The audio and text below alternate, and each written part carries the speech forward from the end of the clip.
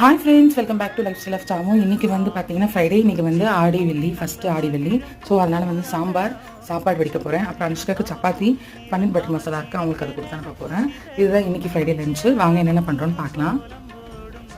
நான் எல்லாருக்கிட்டையும் ஒரு கொஸ்டின் கேட்குறேன். நம்ம லைஃப்பில் நம்மளுக்கு பிடிச்ச விஷயத்த நம்ம செய்கிறோமா?